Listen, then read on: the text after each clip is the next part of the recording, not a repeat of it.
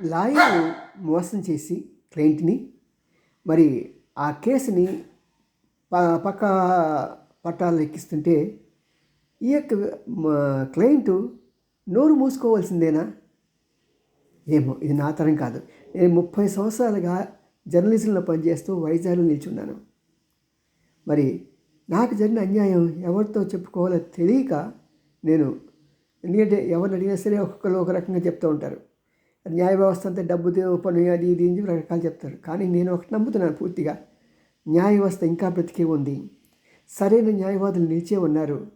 కాబట్టి మనం చేయాల్సిన పని వారితో చేయించాలి అనుకుని ఈ రోజున ఈ దుస్సాహసానికి నేను ముందుకు వస్తున్నాను. నా పేరు జోసెఫ్ రాజ్.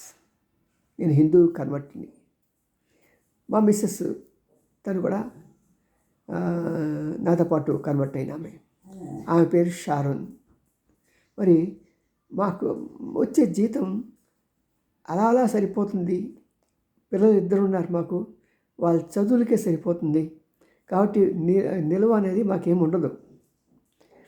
ఒక 3-4 సంవత్సరాల క్రితం మా బ్రదర్ ఇలా తను చనిపోయిన సందర్భంలో మా మిస్సెస్ అక్కడికి వెళ్ళారు.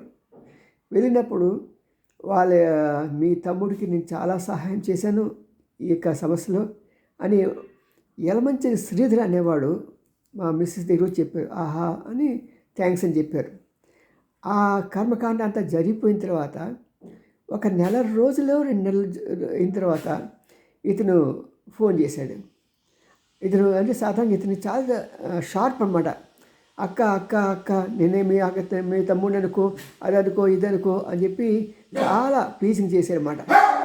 సరే అక్కడ వచ్చి ఫోన్ చేసినప్పుడు మా మిస్సెస్ అడిగారు ఆవిడ, ఏమండి అతను అక్కడ ఒకసారి చూశాను, పెద్దగా నాకు పరిచయం లేదు, ఇతను ఏదో వైజాగ్ వచ్చాను, మీ ఇంటికి రావచ్చాను అన్నాడు. ఏమంటారు, రమ్మను. సాధారణంగా మన ఆంధ్రలో ఇదే నేచర్ అంటే ఎవరైనా వస్తారంటే రావద్దు అని చెప్పి నేను ఎక్కడ కాంట్రవర్షియల్ పర్సన్ కాదు, నన్ను ఎవరు తిట్టేస్తాను కాదు, రమ్మని చెప్పాను. సరే వచ్చాడు. వచ్చిన తర్వాత మా పలకరింపులు అయ్యి కాఫీ టీలు తాగిన తర్వాత అప్పుడు మాకు చెప్పాడనమాట, నాకు చాలా అప్పులు ఉన్నాయి, ఆ అప్పులు తీరాలంటే నాకు ఒక స్థలం ఉంది గుజరాత్లో, అక్కడ 4 సెంట్ల భూమి, ఆ 4 సెంట్ల భూమి మీరు వెంటనే కొని నాకు డబ్బులు ఇవ్వాలి, లేకుంటే నేను మళ్ళీ ఊరు మొగం చూడలేను అని చెప్పేసి వేళ పడ్డాడు.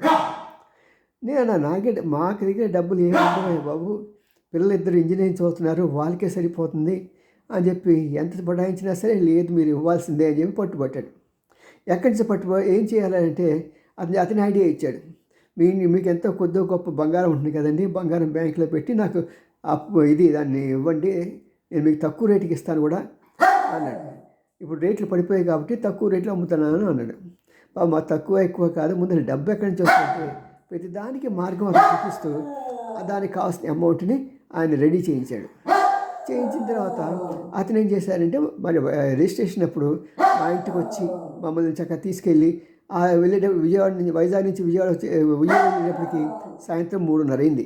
ఆ 3:30 సమయంలో తొందరగా సంతకాలు పెట్టేయండి, మేము ఇక్కడ ఆయన కలవాలి, రిజిస్ట్రేషన్ ఆయన కలవాలి, ఇంతవరకు ఆపామని చెప్పేసి నానా హడావిడి చేసి మాకేం తెలియకుండా సంతకాలు పెట్టించేశాడు. ఆఖరికి ఆ విట్నెస్ సంతకాలు కూడా అతనే పట్టుకొచ్చాడు 4 వాళ్ళ మిస్సెస్ పేరు ఉంది కాబట్టి ఆవిడ వచ్చింది సంతకాలు పెట్టింది.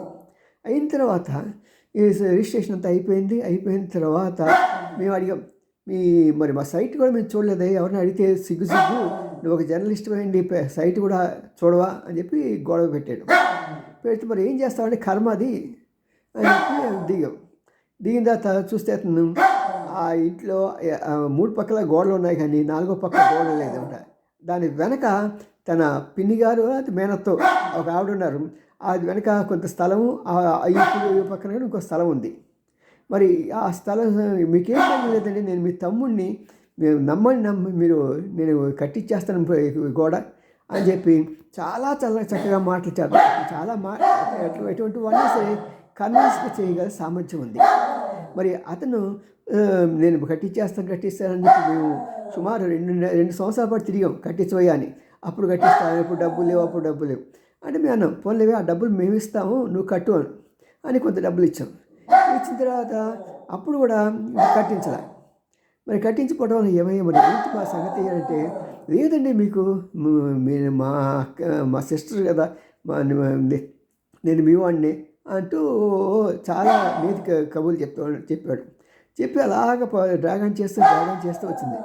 చివరికి ఏమైందంటే మేము మా సైట్ చూసుకోవడానికి వెళ్ళేటప్పటికి అక్కడ దుండగులు పెట్టారు, అంటే పైల్వాన్స్ని. తర్వాత అందులో కుక్క ఉంది.